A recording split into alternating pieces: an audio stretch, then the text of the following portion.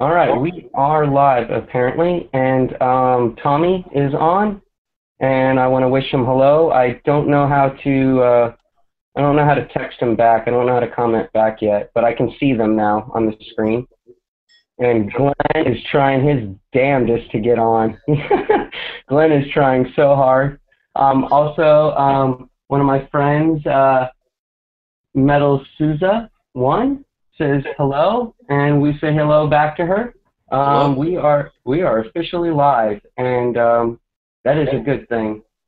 And we are trying our hardest to get Glenn on here. We truly are. And Redline will be joining too shortly, I hope. And there goes Glenn again. So let's first of all introduce ourselves. I am Quiet Time. I will be using my first name now. My name is Michael. Everyone can refer to me as Michael. And the Preaching Atheist, Bobby, say hello. Hello. And our guest today is Al Wamp. Say hello, Al Wamp, and let us know a little bit about you and a little bit about your channel. Well, my screen just went blank, so I'm not seeing you guys. I guess my driver is gone again. We can see you, though. But I can hear you. We can hear you. We can see you. Oh, that's wonderful. Well, about my channel, I don't know what to say about it. It's just me talking. I've got no particular background. I'm not very well educated formally, but I have been lucky enough in my life to meet some remarkable people here and there. And yeah. That's which has formed my thoughts, and that's kind of where I go from there. Okay. Yeah, I really like your channel. I'm a big fan of your channel. I've been following you. I saw you on the Atheist Hub, which is a wonderful, wonderful channel. There goes Glenn again. Yeah, it's actually funny now. But yeah, the Atheist Hub is a wonderful channel. It brings people that nobody knows about into the light, and gives a chance for people to start subscribing, and then other YouTubers like me and Bobby and Glenn and Redline, we can get to know you and invite you onto our shows and whatnot. So it's a wonderful service for the atheist community. But yeah, I really, really enjoy your channel. I'm going to be posting a link to your site, and if anybody likes what Al has to say on this show, or if you don't like what Al has to say, go ahead and subscribe to Al, because I'm sure that there'll be many interesting things that he says in the future. One of the topics that I want to talk about is Kentucky sucks. And the reason why Kentucky sucks is because, as far as I know, Glenn's 11-year-old son brought it up to me, and then I checked it online and researched it, it is illegal. It is straight up illegal to be an atheist in Kentucky. The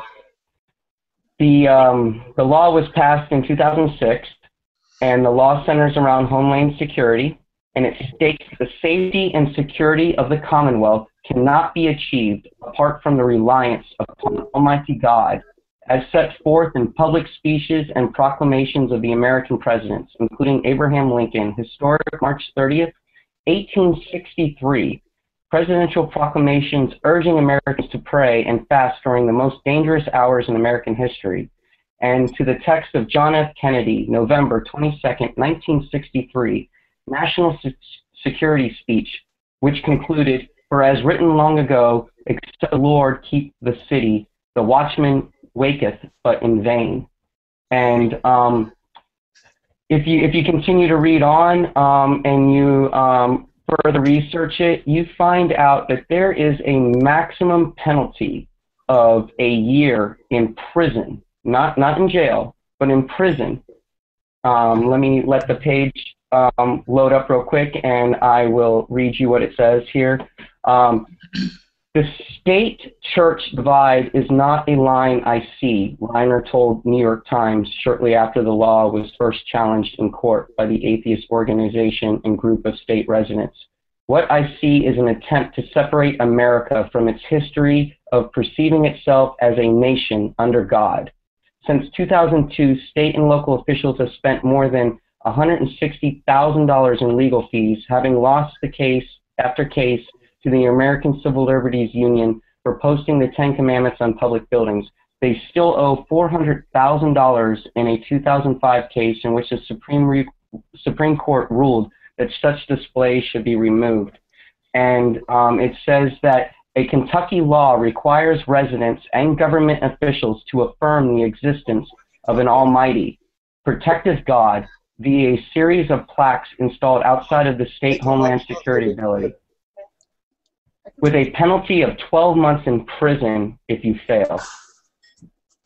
So, first of all, Bobby, what is your viewpoints on this?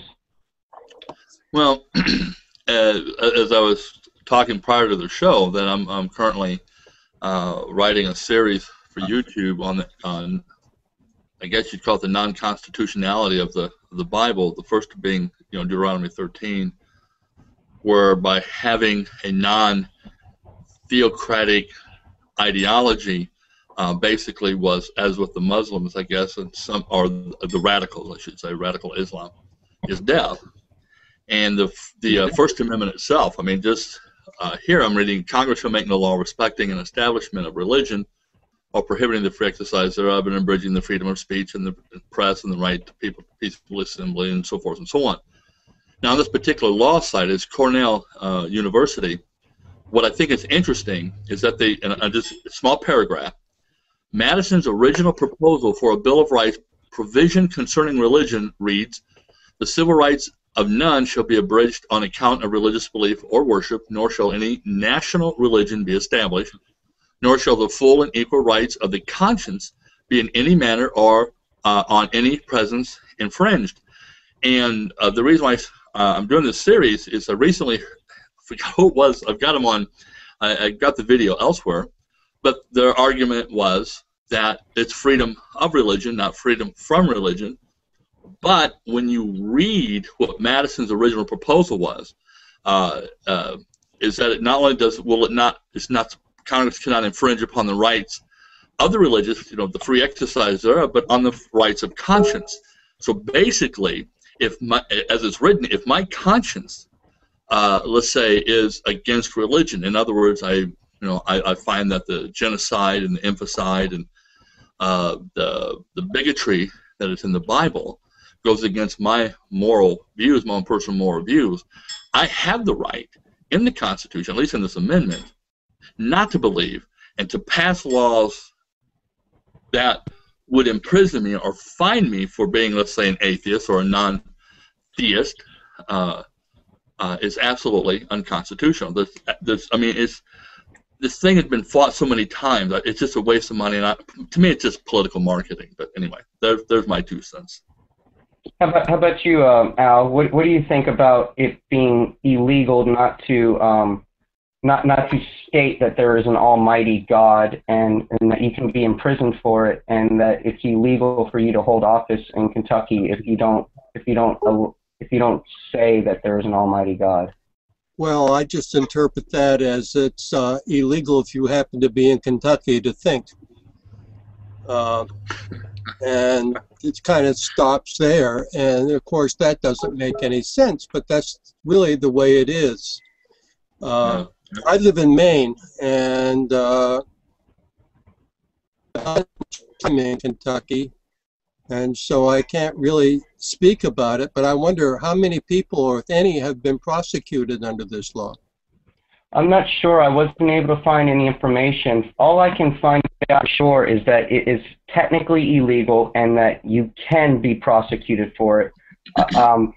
I did get a comment from somebody who lives in Kentucky, and their comment on my promo video was that Kentucky does suck and that they live there.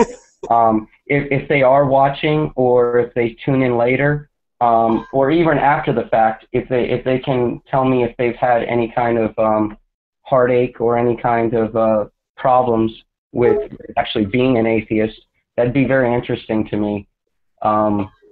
but I'm not sure on if they've actually done anything about it. But just that it's in the law book and that they can, if they want, seems very wrong to me, because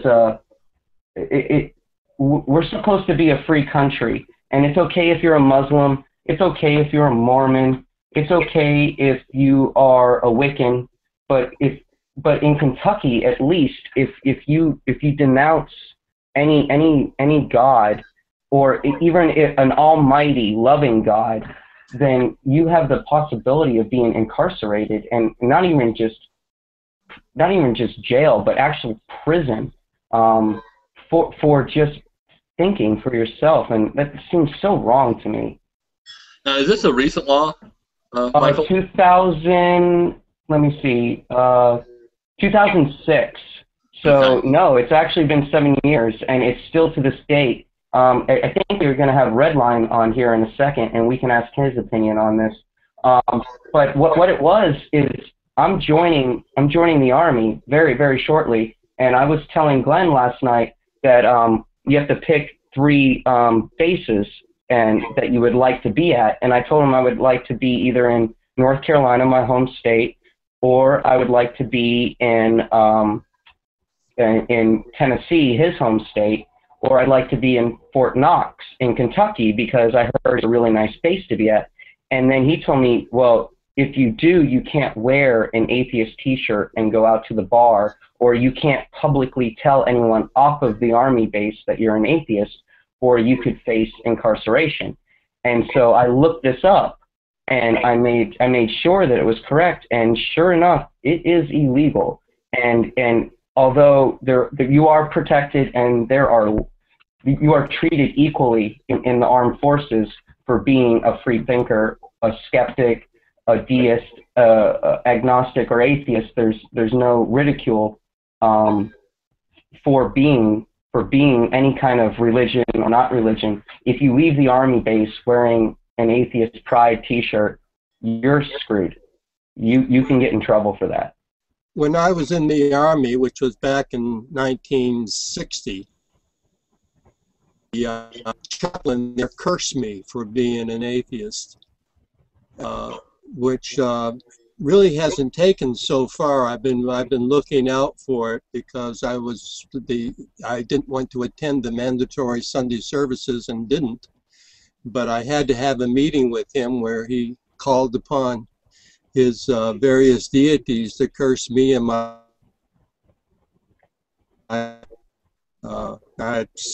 so at least it's improved in the Army. Yeah, there is a YouTuber. I will leave a link in the description after the video is over, because I can't pronounce his name. I believe it's a Latin name or something. It's Draconis something. He's a African American, free-thinking, skeptic atheist, and he's currently in the military. And I asked him questions, and he even has a video, which I'll post that video up, about being an atheist in the military, and it's changed. It has totally changed. People do not discriminate against you. If you are the same rank, you are treated equal. You get to show your dedication to the country. You get to show your patriotism on your insignia. And everyone respects it, and he says that it's totally different being in the military now than it is in the civilian life, and that people actually listen to you, and they actually want to hear what you have to say, and that Muslims are able to talk about their beliefs, and Christians are able to talk about their beliefs, and atheists are able to talk about their lack of beliefs without any prejudice or ridicule. Let me take a break real quick here. Redline, can you hear us? Yeah, I can. All right. Can I ask your opinion on this? I don't know what you've caught, but since 2006, apparently, it's been illegal to not only be an atheist, but it's also illegal to, if an official asks you if you believe in a deity, you must say that you believe in an almighty, loving God, or you face prosecution and prison time up to a year. Well, if I could think of a few choice words that I really don't want to be censored, and I really don't want to be on the government's bad side, but I will say that is total BS. What you're saying is that it is illegal being someone that you are. It's illegal being yourself. Well, if that's the case, then I am not joining the military. No, it's not the military. You are free to be an atheist on an army base, but you cannot wear a atheist T-shirt. You cannot proclaim your atheism when you're in the civilian world of Kentucky. And if you're a visitor of Kentucky and you just so happen to be outspoken about your atheism, you face possible a year in prison. Then I say grant the same respect to the other side. Don't let them proselytize. Don't let them, wear a T-shirt that says "Praise Jesus." Give them, make them do the same crap that they're making you do. It's only fair. If they're not doing that, then they have no ground to stand on. Yeah, I totally agree.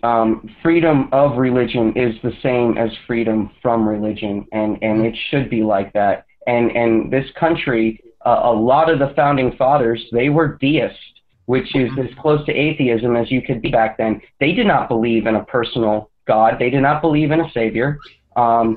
If you research it, you will find this to be true. I don't have the information up in front of me, so I don't want to start stating names, but many of the people that signed the Declaration of Independence did not believe in Christ, did not believe in a personal God, but they did believe in a spiritual sense. They did believe that they didn't have all the questions answered, so they submitted to the possibility of a non-theistic, a non-loving, a non-personal God that doesn't promise you an afterlife, and that's why the laws were written the way they were.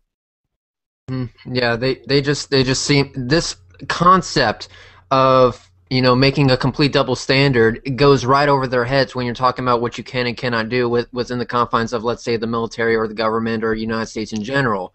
When we're talking about equality for all people, why make us do one thing and have them do another and it be totally okay, which, if it was reversed, would be completely backwards. That's the one thing I don't get, and that just boggles my mind. What I'm seeing here is pure bigotry on a huge scale, if that is in fact the case. Absolutely, yeah. I see it as completely one-sided. I see it as completely unfair, and shame on anyone that actually promotes that type of thinking. Yeah, it's pure hate. Like they constantly want to say that atheism, ridiculing or being sarcastic about religion is hate speech. But then on the other hand, they're sitting there telling you that if you don't accept their deity, that you are performing. It's complete insanity, and I don't see how this can be in any way American at all, or any way free, just free period at all. Yeah, I don't see it as a being free in a sense. I really don't. I mean, if at any point, we're not allowed to promote the freedom of speech that everyone takes for granted, then what is America? What is it? Yeah, it's complete horse shit. I mean, for lack of a better, more articulate word, it's not even bullshit. It's just bullshit stacked on top of horse shit. And I agree. I have no words for it. I just don't even know how to put it into any kind of language whatsoever. Yeah, I mean, there's really not. I mean, what can you say to that? I mean, other than the fact that it's pure bigotry. Yeah, that's definitely the word for it. Hey, since we got you on air, why don't you introduce yourself and tell us a little bit about your channel? I'm also going to be linking the link to your channel, and I recommend everyone subscribe to you. But give us a little background information on yourself. Yep, name's Redline, just basically make videos promoting truth, fight for equality, been really into the whole gay marriage debate with Melanie at the IndefatigableTheist, been basically debating a whole bunch of BS left and right. Basically, if you make a wrong argument, I'm going to call you out on it. If I see something that's very hypocritical, I'm going to call you out on it, and I'm not afraid to basically state the truth in that case. Was a theist for the first 17 years of my life, began thinking for myself around 17 and a half, 18 years of age, and since then I've never really looked back. It's good to be free. I must tell you, the air outside is, ooh, so good. And so ever since then, I've been trying to get other people to kind of think for themselves. You know, if you want to still be a theist, if that's the road that you decide to go down, more power to you, but do it on your own terms. Don't do it because of a fear that if you don't, you're going to get thrown into a furnace. That's basically my main message. My other main message is equality. You know, we are all humans and we have respect for our common fellow man. And if anyone tries to infringe on that, then they are not worthy of my respect. Understood. And I agree with you on all those points. How about you, Bobby? Do you agree with what he's saying? Oh, well, yeah, absolutely. It's, you know, what's amazing, and of course, having been a theist for over 30 years, you know, on this side looking back, when you said it didn't earlier when we're talking about the double standards not making sense, you know, we have a group of individuals who are believing in mythology, as I did, to the point where I was even willing to die for it and made some really ignorant decisions over that 30-year period. So even though it's hard to comprehend how someone can have such a double standard and not see it, but these are not rational individuals. And what he was saying is, yeah, it's absolutely true. If you want to be religious, go ahead, but keep it in the damn closet. Don't impose that on law-abiding, tax-paying Americans, you know. And so and what's it to you if two men want to marry or two women want to marry? It's ridiculous, because it goes back to nothing more than their Bible, a book of stories, you know, bad stories at that. So yeah, absolutely, it's a here for me as far as what he was saying. Do you have any input on that there, Al? Mike's muted. Mike's muted. We can't hear you. Unfortunately, we can't hear the wisdom of Al. Yeah. Well, that's a shame. Hopefully Al figures it out. Yeah, sometimes Google has been having a lot of issues. Sometimes you have to completely drop out and drop back in if it doesn't unmute you. Yeah. And with Al's case, he has an older laptop. Sometimes it requires him to completely restart his laptop to get things to work. Yep. Well, but yeah. We're patient, so. Yeah, we are. Well, in a sense, here's I'll just say this much. Sure. I see more and more people, you know, turning into free thinkers, turning into atheists, agnostics, whatever you want to call it, at a younger and younger age as society progresses on. People are starting to wake up and smell the coffee, and that to me is a sigh of relief that eventually people will get rid of this religious baggage and start, you know, looking at things in a more rational, objective way and saying that, hey, you know, gay marriage should be legalized because who are we to say that they can't? You know, because I always say can and can't's based on gender equals fallacy, and they'll just realize that eventually without these God glasses on, and they'll be able to say, you know what, let's do that. Let's not, you know, force people to learn this crap in school. Let's not say that you can and cannot do something because my religion says so, regardless what religion you are. You know, let's not wake up at 8 o'clock in the morning, bash my door, and say, hey, I want to talk to you about the Lord Jesus Christ, when all I want to do is sleep on Sunday. Understood. Yeah, and I see nothing wrong now that I'm a free thinker and now that I'm a skeptic and an atheist. I absolutely see nothing wrong with two people that want to be together, that want to be married, or just want to date, or just want to enjoy each other's company. They're not hurting anybody. They're not forcing their belief system on little children. They just want to be treated like human beings, and I don't see why they can't. Just like I can't see why an atheist can't be treated like a human being in Kentucky. Yeah, and what's even more... I can hear you, Al. I can hear you, Al. Oh, there we go. In Maine, we voted for marriage last year, and I was outraged, not because of the result, on people's rights. You know, I mean, that just strikes me so outrageous. I mean, who am I to vote whether you should have the same rights I do? I mean, that should be a given. You know what I'm saying? Mm-hmm. And the fact that, you know, that if you go back to the 1960s or even the 1970s, how do you think civil rights would have done in the South if it was put up to a vote? Exactly. Yeah. Absolutely. I mean, that whole process, kind of just really pisses me off. I'm sorry.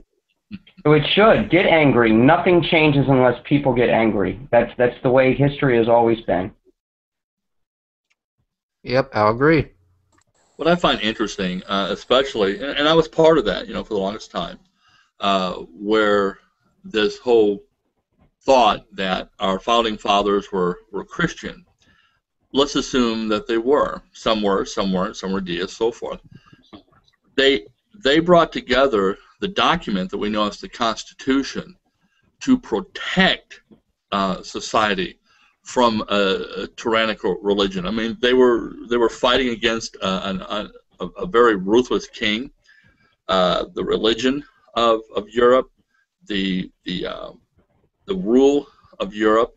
And so they were all very careful when crafting this, that individual rights trumped religion or non-religion or ideologies. And so this whole argument about whether or not the founding fathers were Christian is fruitless. It absolutely makes no difference, because their thought was to make sure that people both had a right to whatever religion or non-religion that they wanted to practice, so long as it did not harm their neighbor. And I mean, of course, that's not the whole crux of the Constitution, but it's in there. That's why we have the First Amendment. An update, Glenn said he's about to be in real Wi-Fi now, so he's going to try to see if he can join us again. For all of our viewers, both live and after the fact, he has been trying his darndest to join us. He really has. Every one of those beeps you hear is him trying to join us. He really wants to be a part of the conversation. Let me add something I put on my Facebook just for discussion purposes. I put an analogy of religion and kinky sex. This is what I wrote. Religion is like kinky sex. It's okay to have some. You should keep it at home, behind closed doors, or out in nature where no one can see you, when no one is around. You should not perform in front of children, and you should not tell young ones about it. You should not do it in a school. You should not teach it in a school. It should not be on TV unless you pay extra for it. The president should not have kinky sex in public to get office, nor should any politician. It should not be depicted on our money. If you bring it into court, you should be arrested, and only when someone is old enough and has enough education should it be explained to them. And that's really how I see religion. I see it as kinky sex. I see nothing wrong with it, but just it shouldn't be out in the open. But look, when you control someone's sex life, you control them. And Hello? And religion exists only for control. And that's why every single religion, I don't care anyone you talk to, they all want to know just how you're rubbing your pee-pees together. And the immensity of reality, to be concerned about such trivial matters is absolutely silly unless you see it into the scene. If I tell you when you can get laid and how you can get laid and who you have to sleep with, I've got you by the balls, man. You're going to follow me anywhere. I think you hit it on the nail on the head there. It's control, and it's also distraction. There are real problems facing our country right now, and instead of actually addressing those problems, what they're doing is they're giving a red herring. They're trying to draw you off of the path of progressing by just throwing nonsense up there, and it's religious control that is causing people's minds to think that this is actually an issue. Like you said, two peepees rubbing together. It is not an issue. As long as it's kept behind doors, as long as it's kept out of the public eye, as long as you're not doing it in front of children, there shouldn't be any problem with it. The only thing is that it's their own personal unwanting of that type of behavior, which could be down the street. So what? This is why I tell people the world is not going to revolve around your bigotry and around your religion, around your disgust, around you. We don't wake up in the morning to please you. We wake up in the morning to benefit society as a whole. And the best benefit that we can possibly do to society is granting, the same equal opportunity, the equal rights that the rest of us have. I agree. And not loving someone, loving someone, you should be able to do that in the open. But performing sexual acts or performing religious acts, those should be kept behind closed doors. But the actual holding of hands, expressing your love, or even expressing your love of a god, that's one thing. But to be so self-righteous about it to a point where you're doing something inappropriate in public is a totally different matter.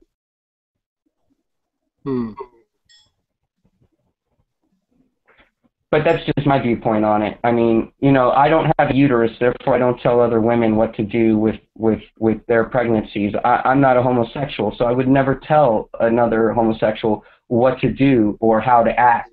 I can only make suggestions. Yeah, the one thing I would say, yeah, and that's the one thing that we're stuck doing. It really sucks that I don't have a giant hammer right now. I can say this is the way it's gonna be. Deal with it. I wish I could do that, but unfortunately, I'm not a dictator. I would say my biggest suggestion to everyone, to America as a society, treat others the way you would want to be treated.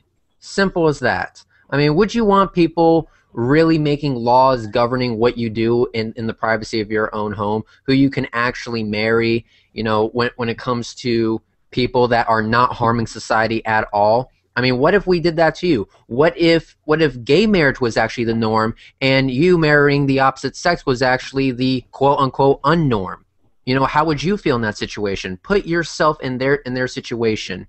And none of this BS about, oh, it's a choice. They can choose to not be gay. That is horseshit. I'm sorry. Some people are pushed to the brink about their homosexuality so badly that they actually end up committing suicide. So you mean to tell me that's actually easier for them to commit suicide than it is to simply be straight again? Seriously, these are who these people are. They are in our society, and we should give them some freaking respect. That is who they are. You can't change that. Just like you can't change the color of one's skin, you can't change their sexual orientation. Do you have any words on that, Al? Well, there's a simple test that any Christian who takes that viewpoint that being gay is a choice should be subject themselves to. That is, if they get on their knees and give me a blowjob, then I'll agree it was a choice. But so far they don't. And on a more serious note, like I have no memory of it that turned me on. I just got turned on. Yep, I see what you're saying. And there's another analogy you can make. Let's say you're a white American and you want to marry a Hispanic woman and you're a male. If society says you can't, does that make it wrong? No. I mean, you should be able to allow yourself to love somebody of a different color, of a different skin, of a different ethnic background, and for there to be a law against you marrying an African American or a Hispanic is just horseshit. Just like it's horseshit to say that two women can't be in love or two men can't be in love or just anything on that situation. It's just complete and utter garbage, and it's just control, and it's just moving away from real issues that need to be addressed. Yeah, Glenn made an excellent video in showing just how well our society is actually progressing on this issue. There was the book, you know, God Made Dad and Mom, and obviously it was a children's book promoting bigotry, which Glenn did a fantastic job documenting. And if you go on the Amazon reviews, literally every single review is, wow, this is bigoted, this is hateful, I would never show this to my children. Wow, this makes good fire starter paper, great paper quality, holds a flame for hours, that kind of thing. You know, and that's what I like. That puts a big warm feeling in my heart, knowing that we're actually moving at very slowly, but we are moving in the right direction. I mean, it's going to happen. It's almost it is a guarantee at this point. Society is going to evolve. We're going to accept a gay marriage, and we're going to progress that much further. Then it will just be on to the next step. Yeah, I agree. I'm a new atheist. I was a theist for 30 years, and I've gotten mad at the bigotry and the idiocy on YouTube about atheism and about homosexuality. But then people who are atheists and also people who are homosexual have told me that there has been leaps and bounds in the last few years, that it is exponentially getting easier for us to be open, and it's exponentially the other side of the argument, the idiocy of people is disappearing from the internet. And when they tell me this, I believe them because I haven't been informed lately. But just a year ago, it was worse. 6 years ago, it was even worse. Like Al said, in the 70s, it was way worse.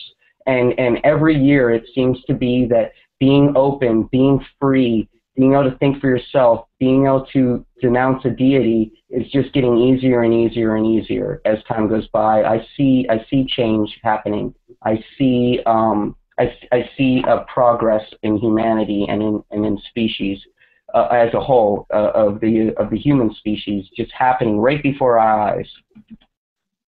Yep, all we have to do is keep beating their heads against the facts, because eventually, you know, a little chunk of that fact will stick in their head, and it's going to bug them for a while. That's exactly what happened to me when I was starting to lose my faith. It started bugging me, so I started researching it, and I realized I was going on facts against total conspiracy theories and horseshit.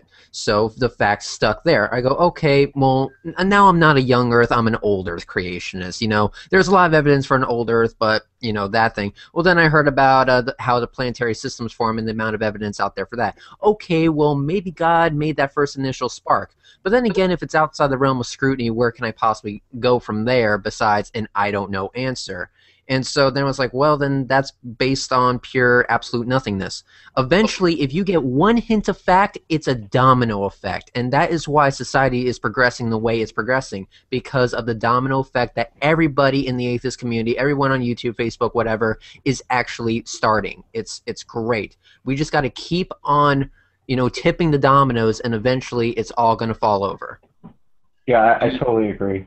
And I think also what's really important is that we continue to fight to protect our schools from being infiltrated by groups, however, you know, the word escapes me, just innocuous it seems. I mean, just however,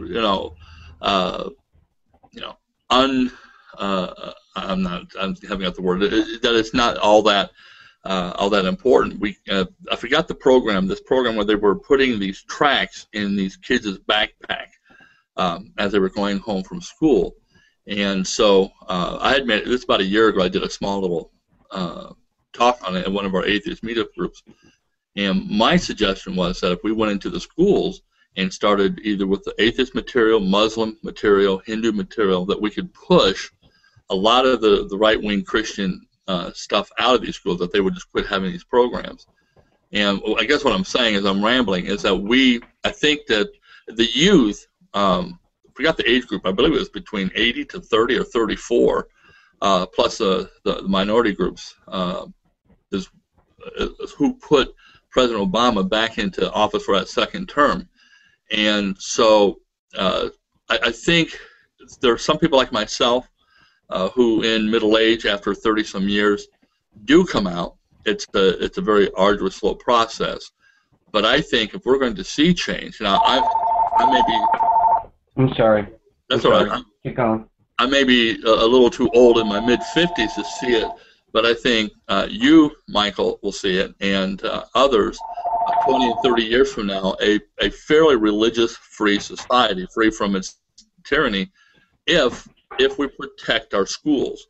You know, if science prevails, reason prevails, and not mythology. Because I think, you know, I hear a lot of testimonies of people. Oh, I became an atheist at 13. I became an atheist at 18. I became an atheist, you know, 16. And I was with a group of individuals last night. We were having a great time and just kind of discussing.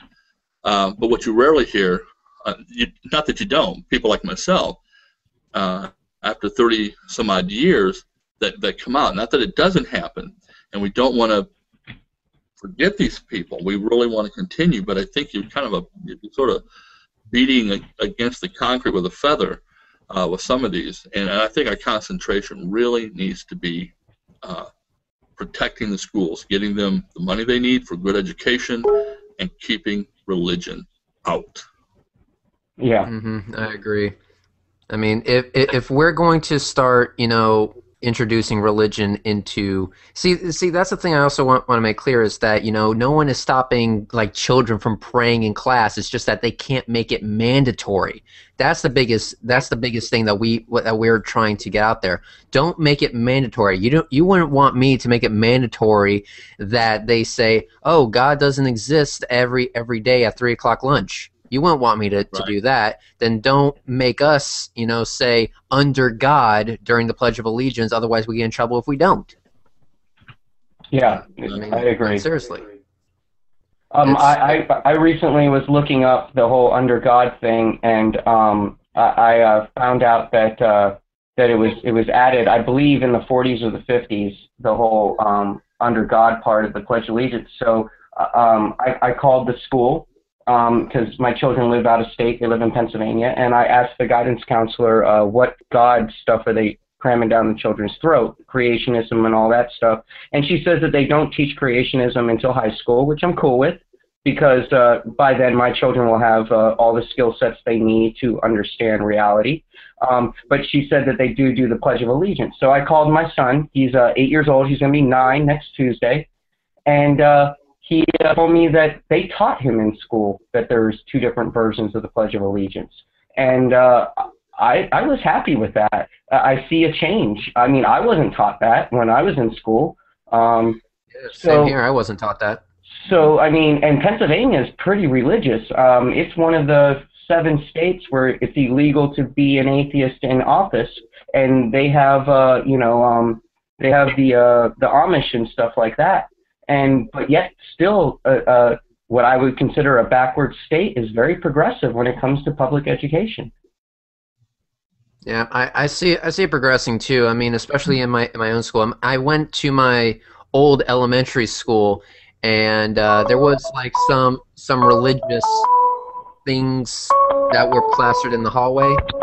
Yeah, I'm sorry. They're gone now. Hold on. Let me my phone is my microphone, so I apologize. That shit's got to be loud. It's all right. Let me send him another invite because he's trying to contact me. It's a new technology, this whole Google Plus thing, and unfortunately, we're not live on YouTube. We're just not. It just says most people. We have 4 viewers now, so most people are just going to have to watch this after the fact, which is a shame. It truly is. It says we're live. It says we're on air, but you know, just kind of deal with it. Google has been absolutely sucking the last couple of weeks, which is why I use Vaughn Live, honestly. But it is what it is. It is what it is, and everybody can post. Everyone can post a link to this on their favorites on their YouTube page, so that all of the hosts get heard. Or you can, if you know how to, you can take the video and download it yourself, and then post it in its entirety as one of yours. All right. Well, we got Al back, and we're trying our hardest to get Dana here. Hello, Al. I was saying, Al. I don't know if you heard, but in Pennsylvania, they've taught my child that there is two versions of the Pledge of Allegiance and one doesn't have God. If we can hear you, what is your thoughts on that, of progressing as a society? Nope. Can't hear you. Muted. Yeah. Technology. It is what it is. Yep, comes back to bite you in the ass every single time. I just had an email from one of my friends saying it's a conspiracy that he can't watch us on YouTube. That's hilarious. Obama's censoring us. Of course. It's all right. We'll be heard after the fact. It will definitely be posted on my page. Oh yeah, definitely. I'll post a link to it on my page as well. I think you can hear me now. There we go. I can hear you. Did you hear my question? Yeah, I got it. And I was about 12 or so when they changed it. Day at school, and I hated the Under God addition.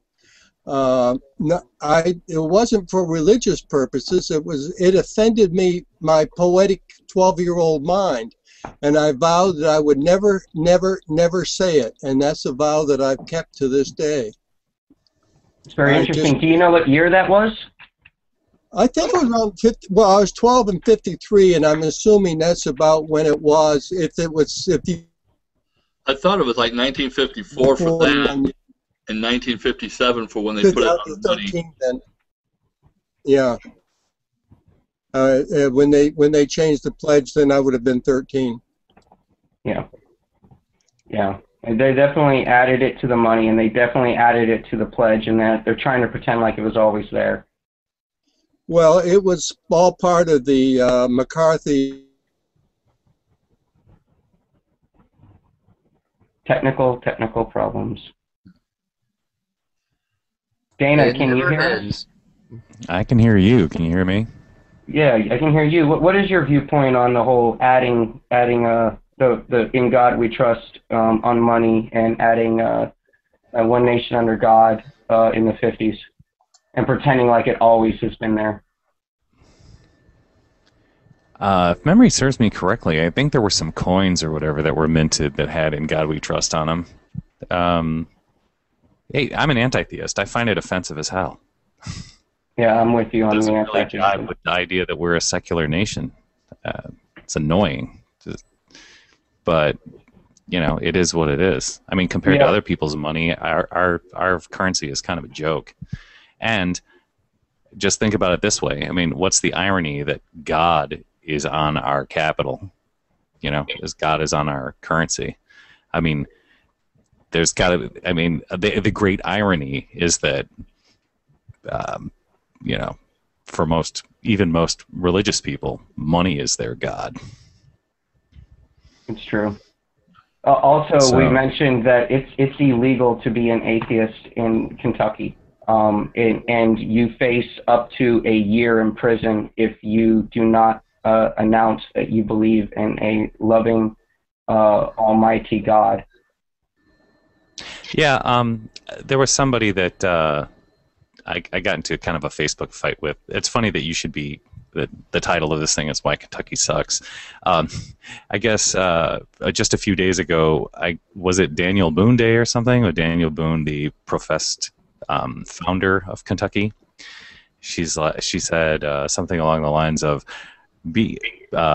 let's all celebrate Daniel Boone Day, for if it wasn't for him, Kentucky wouldn't be founded, something.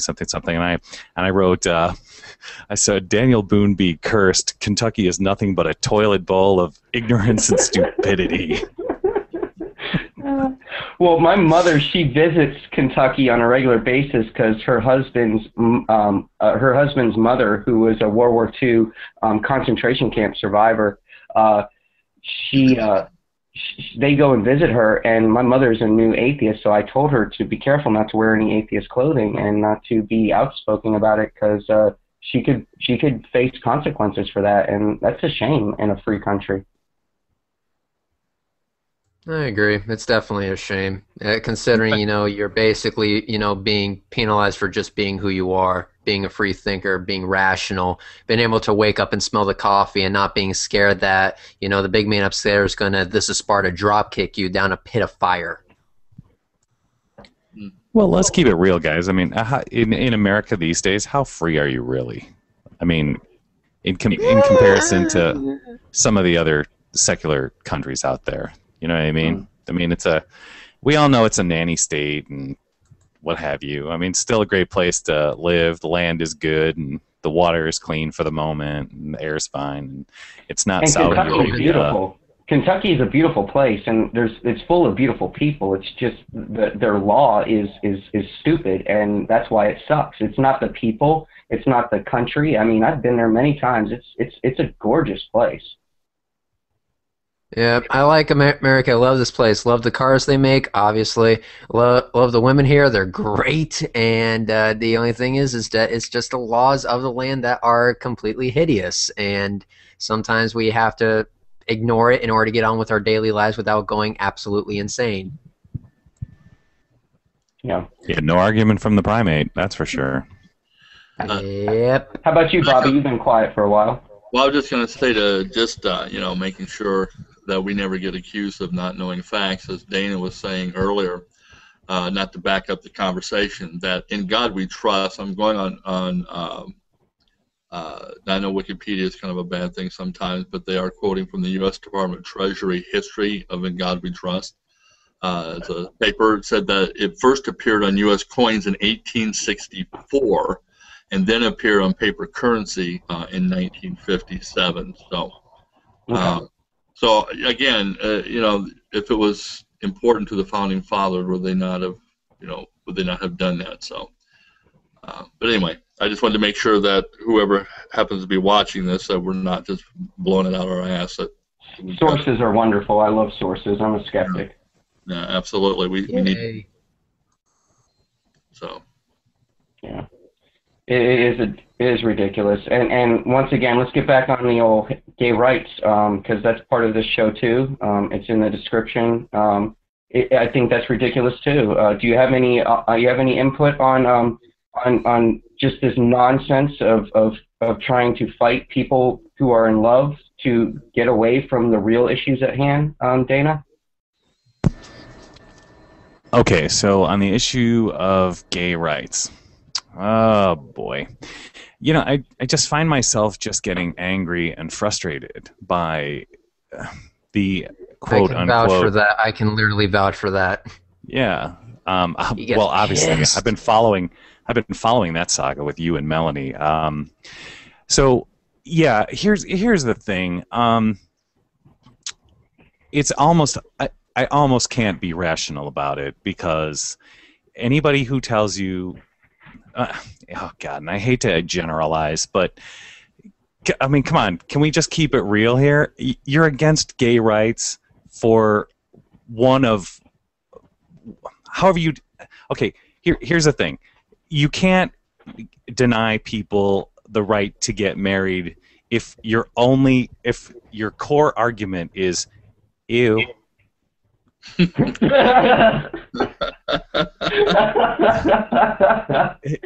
hilarious. But it's true.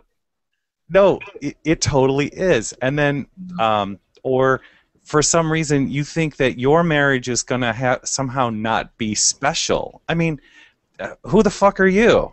You know what I mean? My marriage is less special because we opened it to people who don't happen to share the same ideology or love the same person or whatever. I just find it frustrating. And really at its core, there are so many other things we could be fixing on this planet than saying, than denying people the right to be happy. Yeah. So that's my take on it. I almost can't be rational about it because it's ridiculous. With these arguments, I don't know. I'm just tired of listening to them.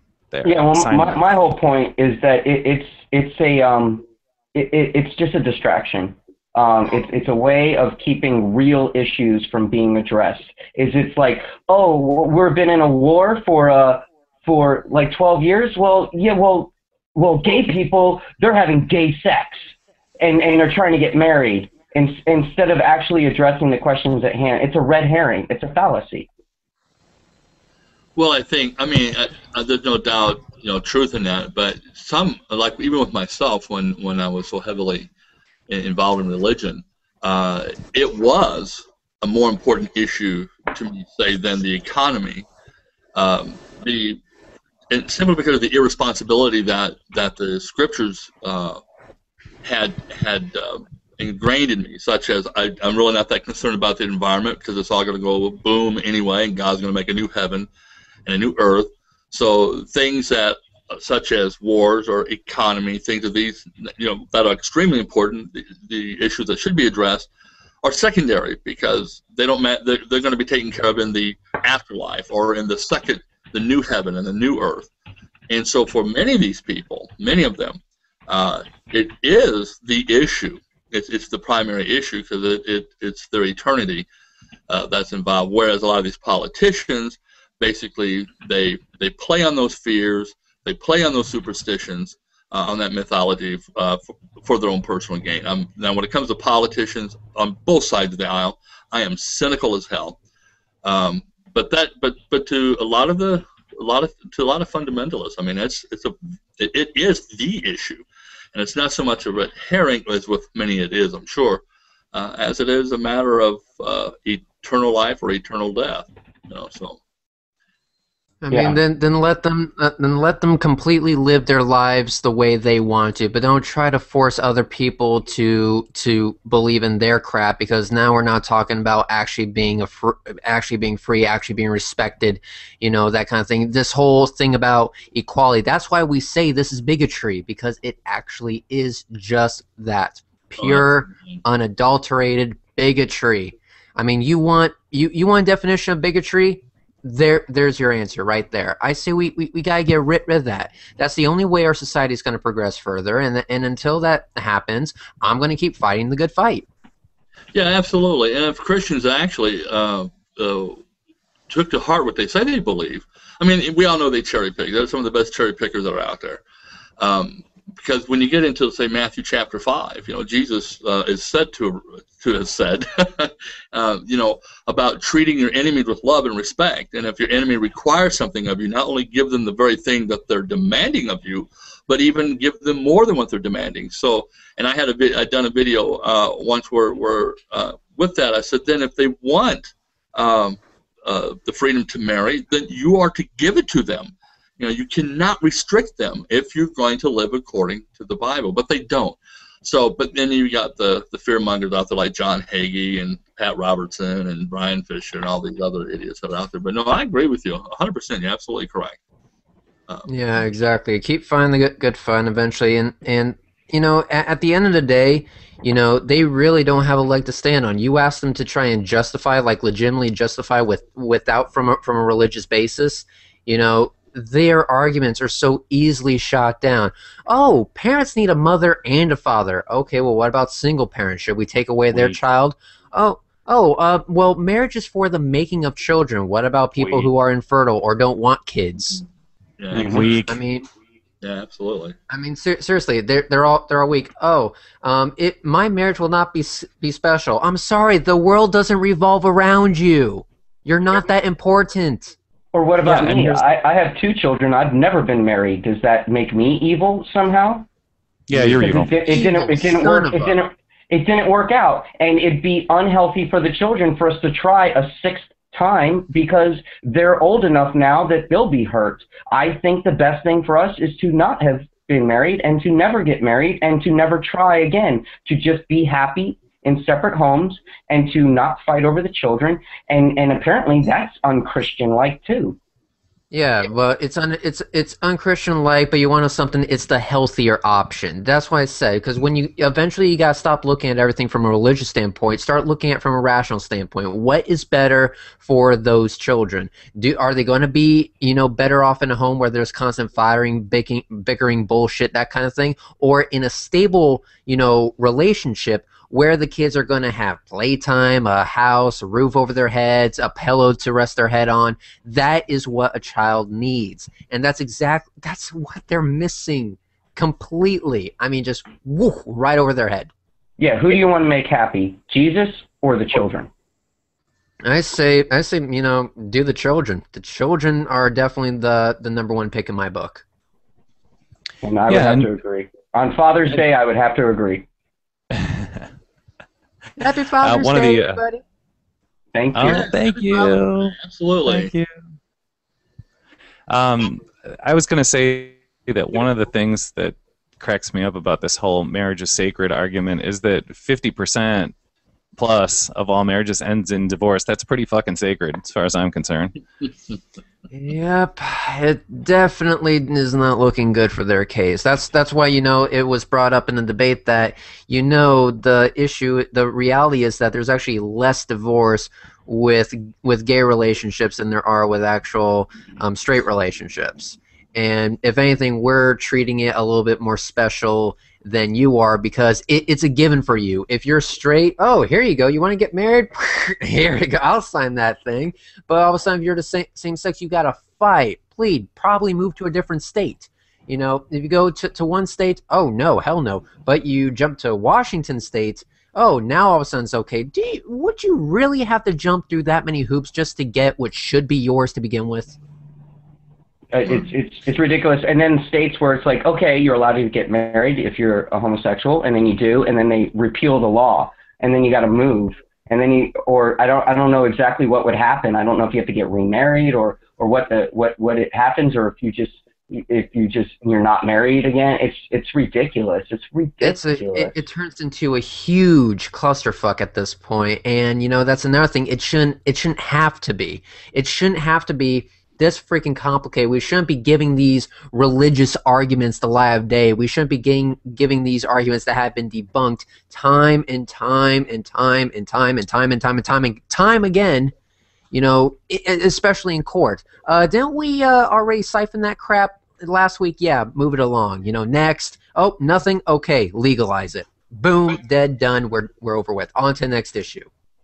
Yeah, and another thing about it is, hey, I'm in the wedding business. I'm a professional DJ and videographer. I had 2 weddings this weekend. I've done to date now in the state of Illinois. I'm doc dropping myself. I live in Illinois. I've done 4 civil unions between men who wanted to get married, and I'm getting the business because I'm one of those people that doesn't care what sex you are. You know, have at it, Haas. I work with a pool of 13 DJs for this other company, and I was given the jobs because I was the only one of the 13 that didn't have a problem doing it. And I'm like, are you fucking kidding me? It's the state of Illinois. You know, in the Chicagoland area, we're a little more progressive than, but maybe we're not. I just can't. I don't know. Sometimes I have to think outside myself and think, you know. It could be worse. You could be in Kentucky. Like you could be in Kentucky and you would have to be quiet about your atheism or go to prison. Well, and probably your homosexuality too, I would imagine. Oh yeah, of course. You know. And once again, I must say, I have been to Kentucky, and the people are awesome, and the state is beautiful, but the law is just stupid. Well, actually, Kentucky's on my shit list because of the whole Creation Museum, and also, aren't they building the Ark on taxpayer dollars? Yes, they are. Oh boy, what the hell? Are they really? And they won't have to pay any taxes on the money they make either. And weren't they given, Dana, was it like 50,000 or was it 20? 20 what? $1,000 that the government was allocating. I don't know if it was due to calling it education in Kentucky. Didn't they get some sort of grant from the state for the building of the Ark? Yeah, it's like a theme park, whatever. I thought. Oh my God! No! What happened with that is they gave them tax breaks that equated to like something insane, like $14 million or something like that. Money that came right out of the pool fund. What the hell? They better be making a big ark, because God said that there has to be 7 of every clean animal and 7 of every bird or winged creature, so that includes bats, I guess, and that 2 of every unclean animal, whatever the fuck that means, and there's 5 million species of animals on this planet. So that better be a huge ark. What I don't understand is that there was a documentary. I don't know if this is actually accurate or not, because I haven't done that much research on the Ark, but wasn't the Ark smaller than the Titanic? Very much so. Okay, if the Titanic can only support a very limited number of people, how is a smaller boat going to survive in turbulent seas, not sink faster than the Titanic, mind you, while having 2 of every animal known to mankind at this moment. There probably is more that we haven't even discovered yet. How in the hell is that logically, mathematically Red line, possible? red line, magic. Stop using your brain, okay? Magic. Stop using And it's not two. It's only two of the unclean. Anything that the Israelites were allowed to eat, and anything with wings, it was 7 of them. And they were locked. They were locked in there for 13 months. I don't know, Preaching Atheist, you know the Bible better than any of us. It was not 40 days and 40 nights. It was sealed, and it was from what I read and remember, 13 months. Am I not correct? Well, the actual deluge, as they refer to it, was a 40-day, 40-night situation until all the waters stopped. And then I believe it was almost an entire year. I'd have to go back and actually read the account. I can't remember if it was 340 or 360 days or whatever they had before the water started to recede. But as far as the fountains of the deep opening up in the rain and so forth, that was a 40-day, 40-night ordeal that I remember. Yeah. What it was is on the first month of Noah's 600th year, I believe it was, he went into the ark, and then the water started to recede, but they had to let the birds go out, and it wasn't until the 601st year of Noah's life, on the first month towards the end of the month, that the ark was actually opened, and it's not just the animals, but the feces and water and food and I mean, it's ridiculous. The ark story alone, if you were actually a creationist, is like, I believe, the biggest talking point on discrediting the Bible, because there's no way for more than a year that 5 million species of animals and was it 8 human beings could survive sealed into something with a very small window, and that was it. And it's complete and utter garbage. Well, just like the talking primate just said, stop using your brain. It's all magic. Yeah, magic. Just stop using your brain, and that is just something I simply cannot do. I apologize. It is a fatal flaw of mine. Yeah, it's not really a flaw. It's something that's beautiful, actually. It's yep, fatal. Sarcasm for the win. I know. I was going to say it's fatal if you ever plan on getting into the ministry. But. Yeah, of course, it's a failure. And that point, I never want to. Well, then again, I could probably change a few things if I wanted to be. Redline the Pope. I could do that. New commandment: Thou shalt not fuck little boys. There you go. There you go. I don't understand why that's nowhere in the Bible. I guess if you married the little boy, then it would be legal. Oh boy. Well, it's past 5 o'clock. I'm still enjoying this conversation. If either of you have to go, everyone else seems to be experiencing technical difficulty. That's fine. Or we continue to talk. It really matters not. The whole live broadcast thing didn't work. Hopefully it posts this. It says we're on air. On my side, it says everything's working. So hopefully it I don't know. If not, 5 people are watching, so at least somebody got some information from us. Oh yeah, definitely. I mean, at any point, if Google ever decides to fix this fucking crap, which they can't even decide what type of YouTube channel they want to use, so I highly doubt that's going to happen anytime soon. But if you ever want to do this again, then be my guest. If you want to continue the conversation now, that's perfectly fine with me. I'm here to do what's up. A little bit of information. Glenn texted me, and he researched it, and he said that AT&T blocks Google Hangouts over cellular, whether it's 4G or it's Wi-Fi. So there's another reason to hate AT&T. Oh boy. So that's why he's been trying for an hour to try to contact us and join the conversation. He just can't. He's not allowed to do it over cellular. So that's just. Oh wow, go figure. Yeah. Thanks, AT&T. You suck. Yeah, and Verizon for giving up all of our information. So thank you, cell phone companies. Verizon. Yeah. Did you hear about that, Bobby? No, I didn't actually. Verizon has been and will continue to give every bit of information on your cell phone calls except for the actual voice.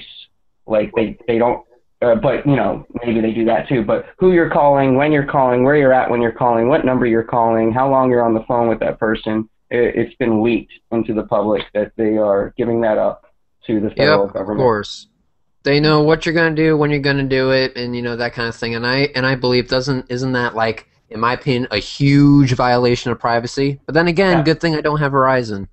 Absolutely. And I have an Android phone, and I'm a YouTuber, and Google owns YouTube, and I'm trying to support Google Plus because I really like that it's one company that is doing all of this, and they know everything. And my whole standpoint on it is fuck it. Fuck it, dude. You know everything about me. You know exactly what I'm doing, where I'm at, where my GPS is, what my voice searches are, what my Google searches are. Go ahead. I don't care. Bring it. I turn all that shit on. Go ahead. If you're going to do something about it, do something about it. I don't care anymore. I really don't. I used to be afraid. I used to be a conspiracy theorist and all that stuff, and I was terrified, and I would, you know, put black tape over my video camera, and I would root my phone just so I could hardwire stop the GPS. I don't care anymore. I don't. Do something about it. I double, triple dare you. That's not needed. I mean, I don't understand. Unless you really have something to hide, I don't see why you would have any problem with it. All you're gonna find is just random ass YouTube videos that I haven't even uploaded yet, and Google Hangouts. I mean, for fuck's sake, that's really all that happens.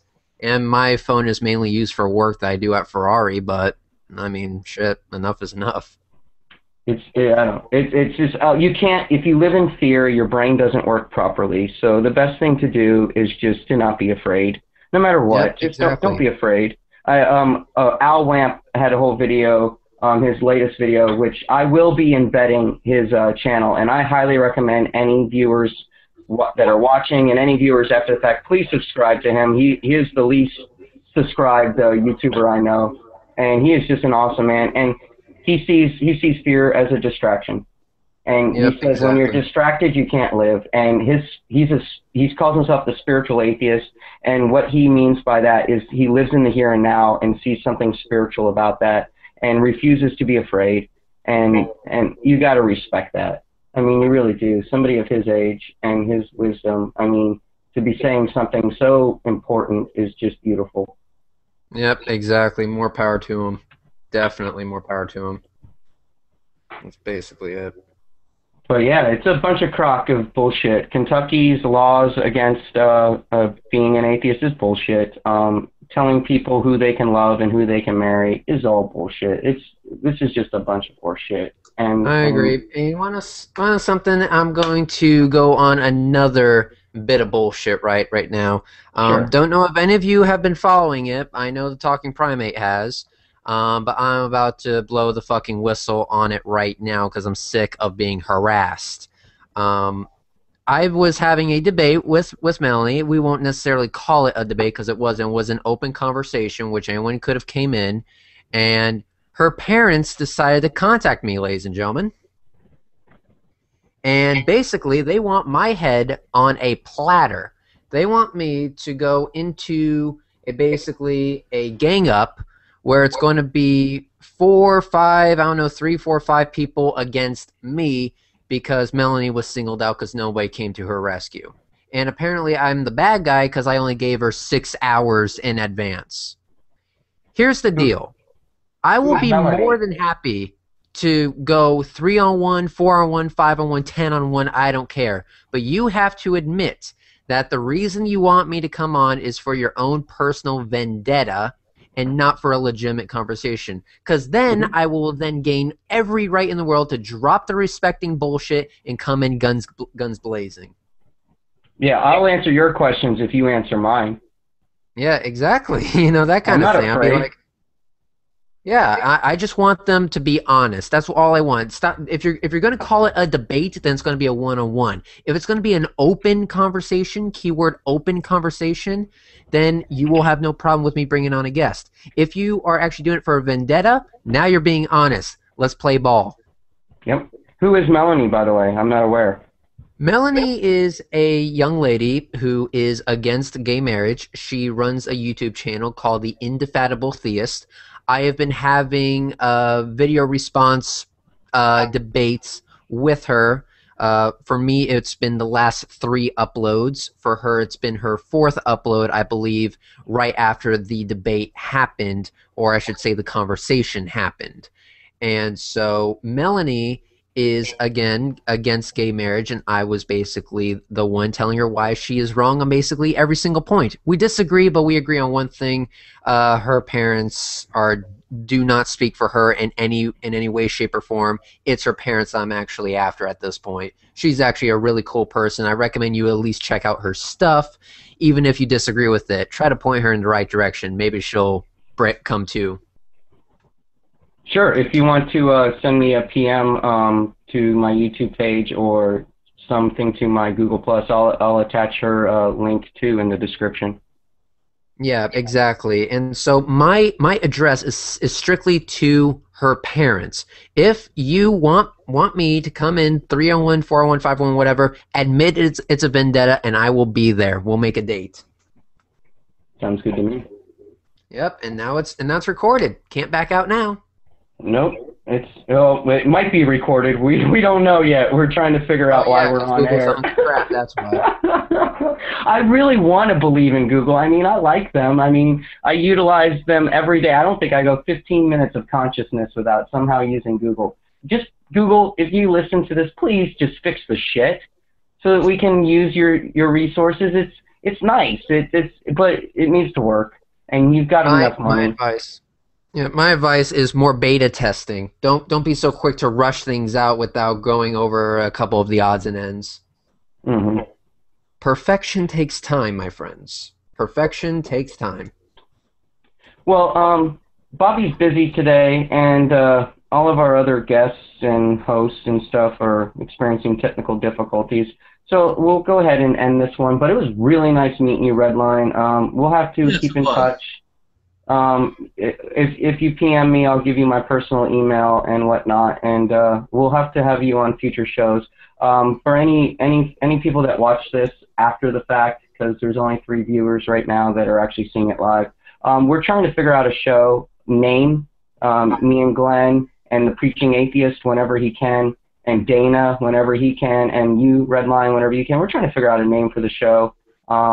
If anyone has any good ideas, please leave it in the comments below or PM any one of us, because we're trying to make this a regular basis. Also, the timing seems to be difficult for Dana and for the Preaching Atheist. He's busy on Sundays, so we're probably going to be moving this to a new day and a new time. We're going to try to keep it around an hour or so, just so that it's not too much information at once.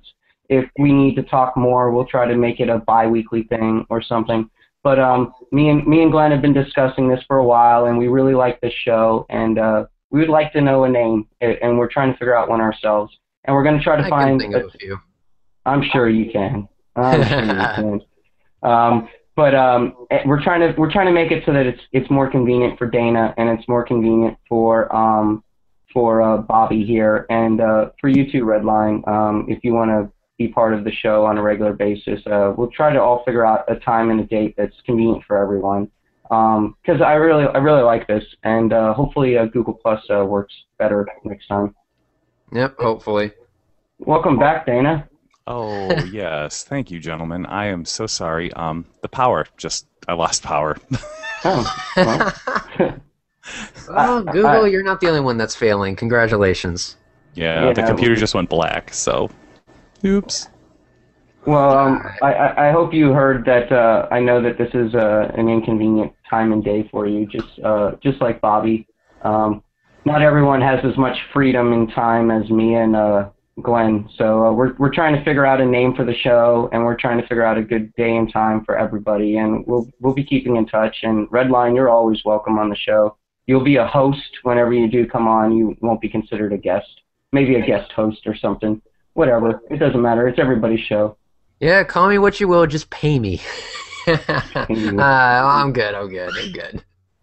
Now, if you lifted up the red line, it would have something to do with cars. Yeah. Primate, you know me far too well. I'm afraid I'll have to kill you. And if we left it up to you, Dana, it'd have lots of swear words in it. Probably. Sometimes I get a little loose with the language. I do too, but fuck it, man. Fuck it. Sometimes you just gotta say fuck it. Yes. Well, you know, sometimes these conservative types, these Christian / religious, whatever types, they just get me kind of riled up. And I know Jesus said, "Don't be angry, but turn the other cheek." But I'm running out of cheeks, guys. I really am. Mm-hmm. Yeah, I only got 4, and you've slapped them all today alone. Pretty much. Yep. It's borderline rape, my friend. I can't take it anymore. I'm about to snap. But the world is changing. That is something that that I have noticed, and talking to people like Al and talking to people like Glenn, who's been doing this for a little bit longer than I have, that it's not hopeless, and that we are making a difference, and that's important. I mean, we just got to keep doing it. We got to keep trying. We got to keep just keep fighting the good fight, like they say, Yep, exactly. Continue to fight the good fight, and at that point, I'm going to head out. Have a good day, everybody. Thank you for being on, Redline. Mm-hmm. As always. Peace out. Peace out.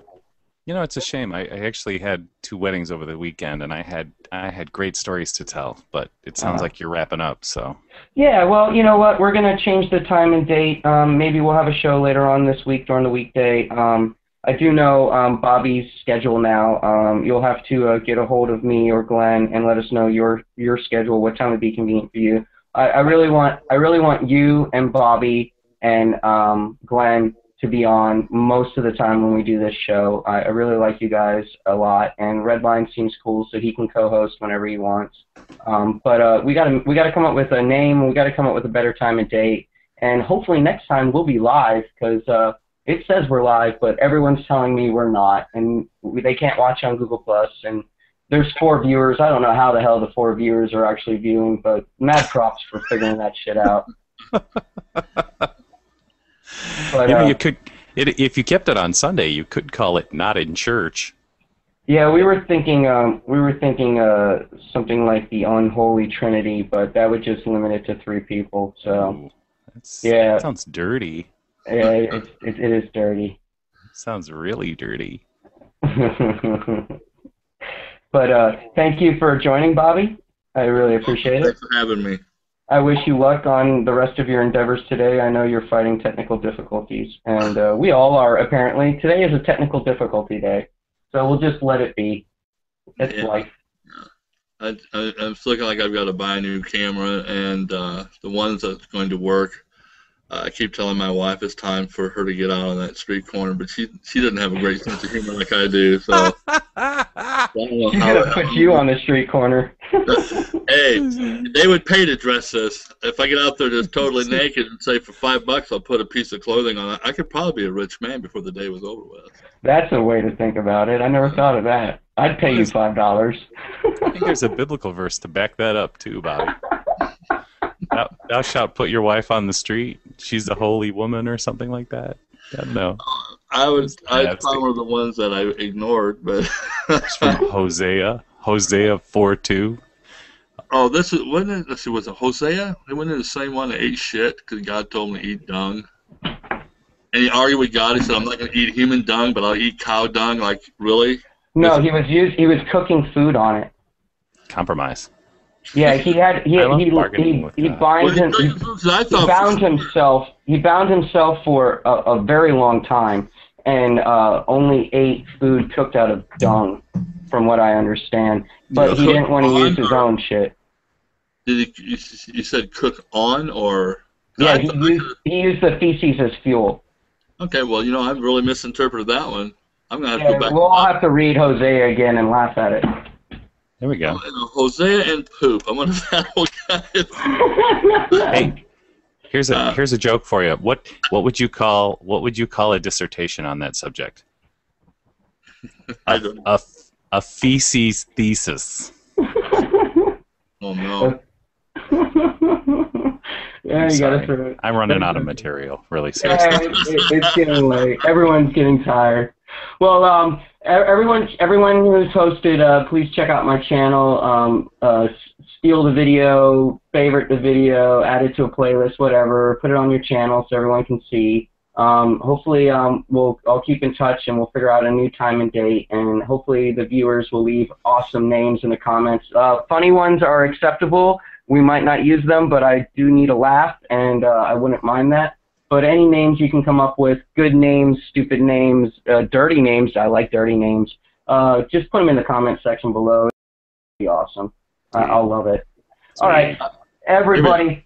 Thank you for showing up. Thank you for dealing with the technical difficulties, and it was fun. I enjoyed it. If nobody watches it, I don't give a shit because I had fun. Yay! Yay. All right, Sound everyone. like the Olympics. All right, everyone. I'm hitting the end broadcast.